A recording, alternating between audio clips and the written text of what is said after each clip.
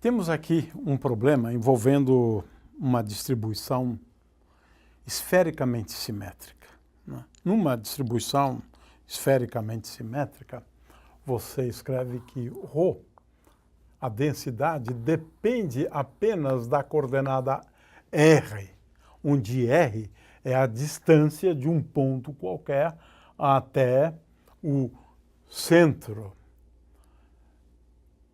da superfície ou do volume esférico, né? Essa é a principal característica de uma distribuição esfericamente simétrica. Uma distribuição esfericamente simétrica produz campos elétricos que são dados por uma expressão geral E é igual a E de R vezes E índice R, o que é a mesma coisa que E como função de R, E de R vezes R sobre R. Ora, o que nós estamos dizendo com isso é que, dada uma distribuição esfericamente simétrica de cargas, o campo elétrico ou as linhas de força do campo elétrico são sempre linhas que têm uma origem no centro da distribuição. Portanto, as linhas de força têm essa forma.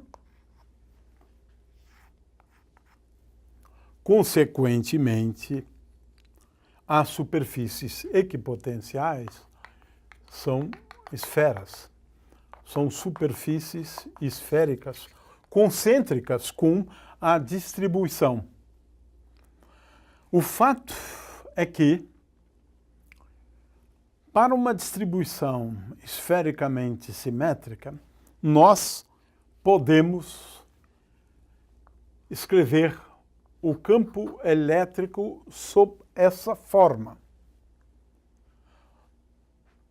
Veja, argumentos, de novo, de simetria. Por rotação, por exemplo, de forma que esse campo aqui é um campo que é invariante quando eu faço uma rotação da distribuição de cargas. Aqui eu tenho uma simetria esférica. Praticamente, a componente do campo elétrico depende tão somente da distância do ponto onde você está observando o campo elétrico até o centro da distribuição de cargas elétricas. De forma que, com isso, você está dizendo que o campo elétrico é um campo elétrico radial. Ora, feita essa hipótese, agora eu posso utilizar a lei de Gauss para calcular o campo elétrico. Por quê? Vamos lá. Basta que eu agora seja esperto para escolher a superfície fechada adequada, porque o problema nosso é relacionar o fluxo do campo elétrico através de uma superfície fechada, né, com a soma das cargas no interior dessa superfície fechada, dividido por ε0. Ora, vamos, em primeiro lugar, determinar o campo elétrico para pontos tais que o ponto está a uma distância maior do que o raio da distribuição. R maior do que R. Nesse caso, eu utilizo essa superfície aqui. Veja que R é maior do que R. Ora, como o campo elétrico é sempre radial, o campo elétrico ele é sempre perpendicular a essa superfície. E esse que é o pulo do gato. ao escolher esta superfície. Portanto, agora eu escolho apenas uma superfície, apenas um volume delimitado por essa superfície. Ora, o fluxo do campo elétrico através dessa superfície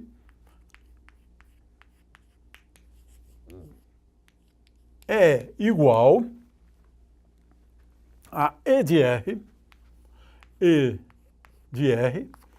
veja, porque a superfície agora, a normal dela, é igual a ER ds. ds é o elemento de superfície de uma superfície esférica. Consequentemente, E escalar ds é igual a E de R, e agora aqui eu tenho uma integral apenas de ds. E essa integral de ds me dá a área da superfície esférica. De forma que o fluxo do campo elétrico, através daquela superfície esférica, que contém a distribuição de cargas, é igual ao fluxo do campo elétrico é igual a E de R vezes a integral de ds, é a área de quem? A área da esfera, dessa esfera aqui,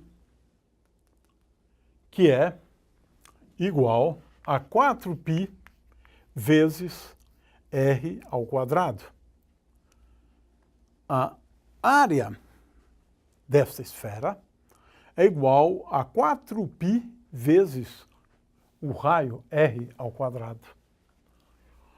Portanto, quer eu esteja considerando os pontos no interior ou no exterior da distribuição, isso aqui é sempre válido. Isso aqui é sempre válido.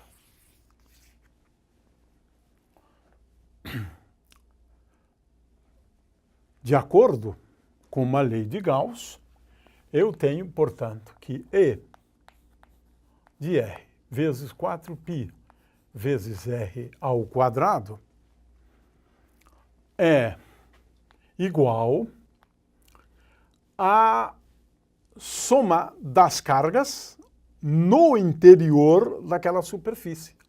Então, a Q é a carga no interior daquela superfície, dividido por ε0. Agora, quem é a carga no interior desta superfície? Se as cargas são distribuídas sobre a superfície, a carga no interior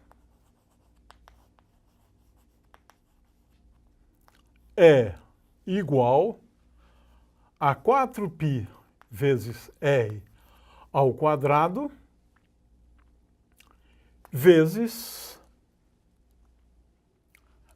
a densidade de cargas, sigma. Consequentemente, eu obtenho que para R maior do que R, E de R é igual a sigma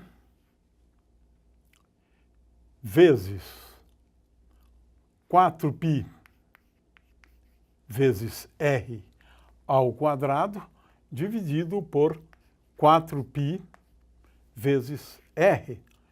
Ou melhor, 4π vezes R maiúsculo ao quadrado dividido por 4π vezes R ao quadrado. E agora eu tenho duas formas de ler isso aqui.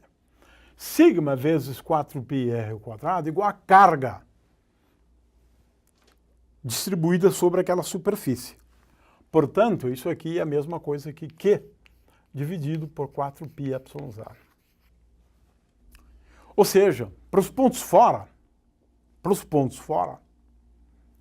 tudo se passa como se toda a carga estivesse concentrada na origem, porque é Q sobre 4π aqui eu tenho ainda o ε0, 4π ε0, e agora aqui eu tenho 1 sobre r ao quadrado, que é este termo que sobrevive. Sigma vezes 4πr ao quadrado é igual à carga total. 4πr2 está aqui, 4πε0, 1 sobre r ao quadrado. Portanto, o campo elétrico para R maior do que R é tal que ele é o campo equivalente a uma carga pontiforme localizada na origem. Para R menor do que R, aqui eu tenho duas possibilidades, né? Nesse caso, a carga está distribuída só sobre a superfície. Então eu vou utilizar esta outra superfície de raio R com R menor do que R. Mas o que é curioso é que se as cargas estiverem concentradas só na superfície, então, neste caso, as cargas internas, já que não tem cargas internas, as cargas estão distribuídas só na superfície, essas cargas internas são iguais a zero. Consequentemente, E de R é igual a zero. E de R é igual a zero. Ou seja, o campo elétrico no interior de uma casca, na qual nós distribuímos cargas elétricas, é igual a zero. Para os pontos fora da distribuição de carga, é como se toda a carga estivesse concentrada no centro da esfera. Temos, portanto, aqui as expressões relevantes. Posso escrevê-la em termos da densidade superficial ou posso descrever em termos da carga total. O fato é que para os pontos externos da distribuição, tudo se passa como se essa carga estivesse concentrada na origem. Ou seja, é o campo elétrico típico de uma carga concentrada na origem. Nos pontos internos, como não existe carga dentro dessa superfície esférica menor que está dentro da distribuição de carga superficial, as cargas no interior daquela esfera é igual a zero. Portanto, as cargas internas são iguais a zero e daqui eu concluo que E de R é igual a zero. E com isso, então, temos a solução para o problema proposto.